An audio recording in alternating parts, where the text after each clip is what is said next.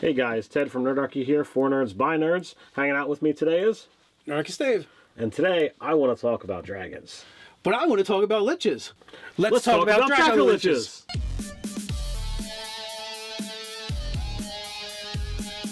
Hey, jump down to the description below where you can sign up for Nerdarchy, the newsletter. It's a great way to get RPG tips, as well as learn how to game with Nerdarchy. So we had a request in for us to do a Dracolich for Dungeons & Dragons and Monsters. So that's just what we're going to do. So 83 of your trusty 5th edition monster manual is the Dracolich template.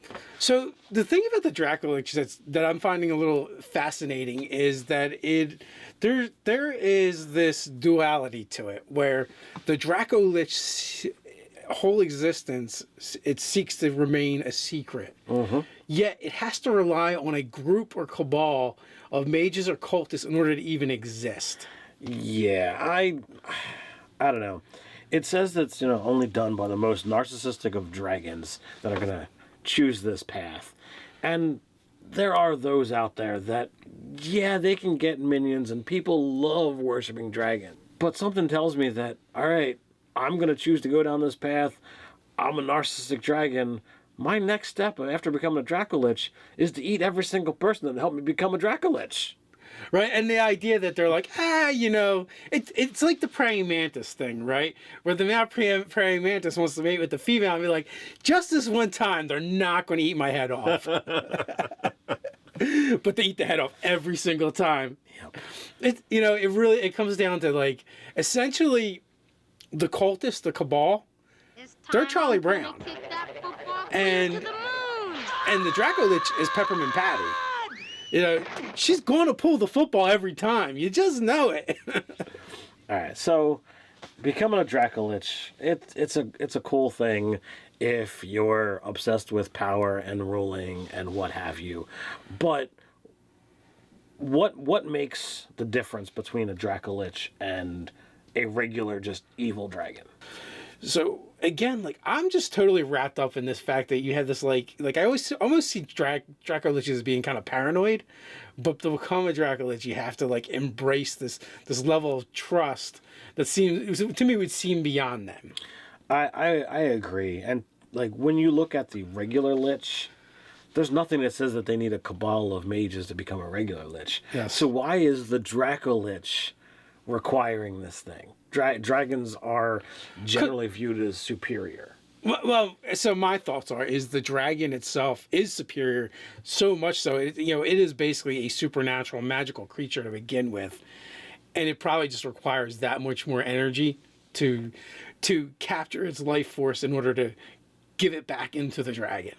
So the really cool thing about Dracoliches, though, is the fact, getting beyond it's like the weird way they have to be made. But once you get past that, there is the thing that they have a phylactery like any other Lich, which they use a gemstone for. Yep. Their spirit goes into it. Spirit goes from the gemstone back into the Dracolich. Okay. Now you kill and destroy the Dracolich. Well, then spirit goes back into said gem. As long as they're on the same plane, essentially, you're all good. You're all good. You can't really kill the Dracolich. And interestingly enough, though, but it's trapped in its phylactery until that gem is exposed to another dead dragon. Which is hilarious, if you ask me. Because it's like, all right, here you're supposed to be this uber powerful thing, and without another dead dragon, you're just trapped. I would want to find a way to plant that gem in the party, and eventually have them kill a dragon. That would definitely be a way to go, and if you had some kind of masking element, or like maybe the gem is incorporated into another item, like it's been. The phylactery has been so lost to the ages that the Dracolich is like, it's the pommel of a greatsword or something cool like that. I would say like embedded in the blade, so like when you do the killing blow, that dragon spirit leaves and this one goes in. Well, all right, so I'm taking a little liberty here, but I'm going on the impression as long as it's like close, it's going to make the jump. But that would be either way. No matter how you do it. Player deals the killing blow on the dragon, or he's in the vicinity of the dragon, someone kills it, all of a sudden the flesh begins to melt and slough away, and then rises up in its in its place is a Dracolich. That'd be pretty nasty to do to players. It would be a total dick move. I so want to do it now. Especially if your dragon dies easier than you thought it was going to. Mm-hmm.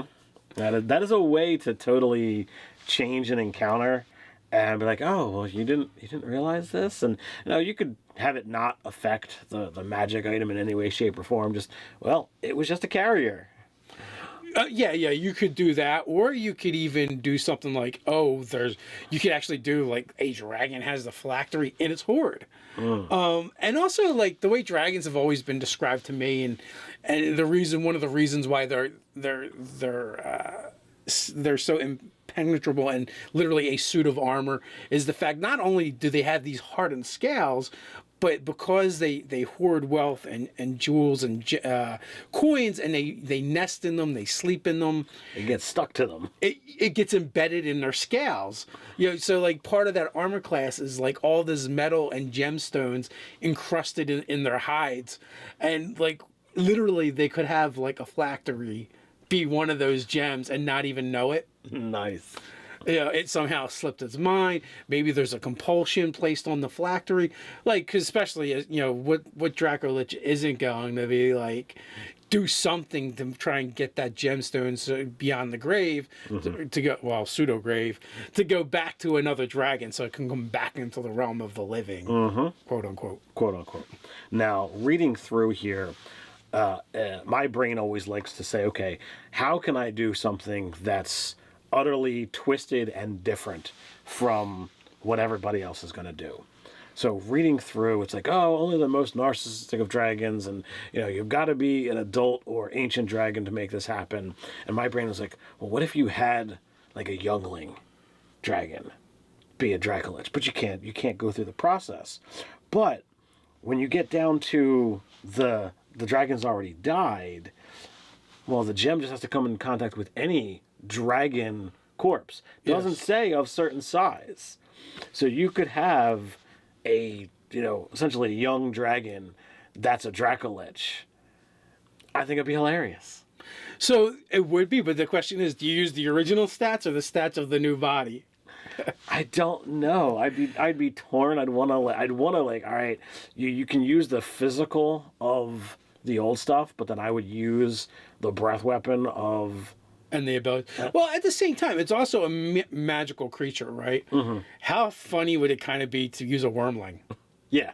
Like this dragon is barely bigger than the barbarian warrior, and you're like, whatever. And it's throwing the party around like it's nothing. Yeah, but it's actually been inhabited by an ancient red dragon, Dracolich. Yes. So to me, that would be kind of fun to do as well. You could definitely toy with that. Again, it's going to take some interpretation of the rules, but I don't see why not. Because essentially the Dracolich that goes into the phylactery is the original dragon, and because of the magical nature, from start to end with dragons and a Dracolich in itself, I see no reason why going, all right, well, this little teeny tiny dragon is actually be completely bolstered by the spirit of this ancient being, so it's going to actually take on that power, and it's not physically generating the power, but supernaturally. And again, once all the skin and muscles slough away anyway, the argument that it's not as big and strong kind of goes out the window because you don't have muscles anymore. Because it's the sheer magic that's animating the skeleton or the remains. I just think it would be something utterly hilarious to do. Because it's unexpected, and you might say, oh, well, someone has an animated skeletal dragon, especially of something the size of a person or smaller. The party is going to like, oh, this must be a pushover encounter. It's more animated thing as opposed to a pure undead thing. Yeah, well, that would actually, exactly. That would be a ton of fun. And also the build up, like you have like several sessions where they're talking about the tyrant under the mountain, and the town and the region is in terror of the creature, this unspeakable evil that has been plaguing them for millennia, or centuries, decades, whatever, right? and they always just talk about they always talk about it as being this immense threat, this huge problem, right?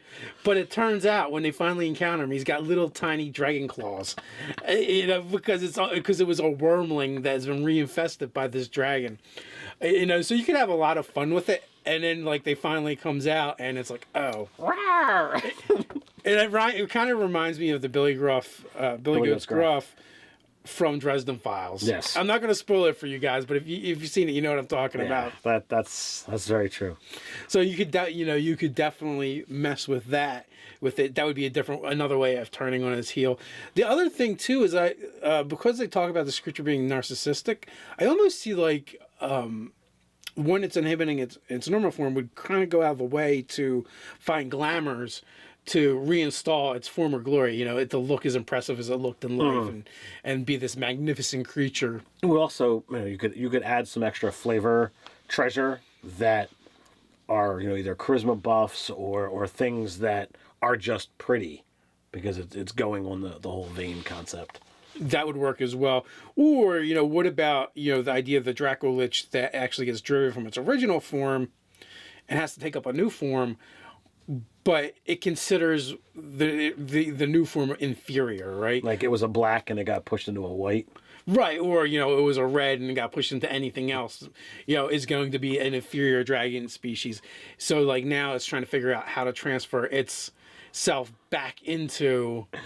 Maybe it's hunting for information on where other dragons are, and it plans to go fight it for its body.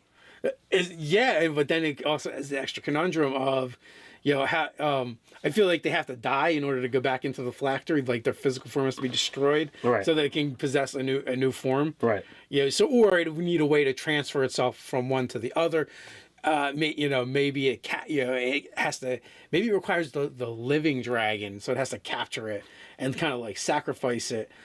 So it's like building up this huge army, and the players can come on this scene where you have this enormous red dragon that's kind of like been pinned to the ground by, an army of thousands. And like, the ropes and chains have it kind of like staked to the ground, and its mouth is like kind of all chained up.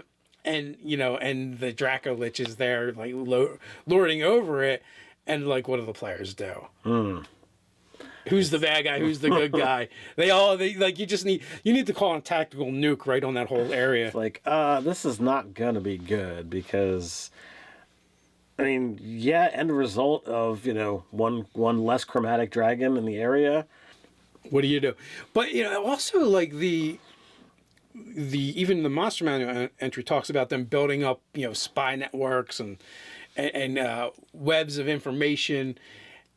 And I almost feel like this is like the kind of monster you could actually start alluding to in the very beginning of your campaign, where they're dealing with cultists or kobolds or something like that's going to connect them later on to this Dracolich, and they could be servants and minions, and you can really span a whole campaign as this ancient creature unfurls its plot.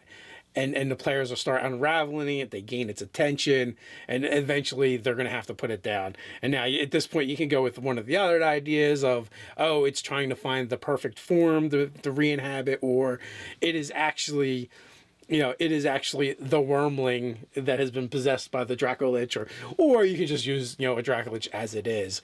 But there's definitely a lot of fun ways to throw this into your game and build a campaign around it. Absolutely. I would even go so far as to say, like, you could have little mini bosses that it's either dominated or geezed into, complete and utter service. And like it's like, you get up to this point here, and now you got to deal with this thing here, and maybe if you do the right thing, you might learn of yet another link in the chain that gets you back to the big thing, which you won't have any clue until Yeah, it's a slow. You definitely want a slow reveal. You want to kind of like peel back layers, and they don't even have to be geezed or compulsed. Like, they just might be serving him because he's super powerful. Right. And the thing is, like, the lower level bosses may not even know what they're really serving. Or it could be changed or transformed in the sense of the idea of what the cult is actually worshiping, right? It could be a cult of a dragon. They worship a dragon, and like, you know, your players go dragon, dragon, dragon, and then they finally get to the end, and they realize that this is not a dragon, you know, or you know, one of the other ideas we talked about where it's glamorous, so it still looks like a living dragon, and it wants to look as pretty as it ever did, but as they're fighting it, things are off, or maybe they have a way to pierce the veil of its illusion and to realize that this is actually much more than what they anticipated. The question is, how will you use Dracolich in your game? Let us know in the comments below. While you're at it, like, share, and subscribe. You can hang out with us over on Facebook. So until next time, Stay nerdy.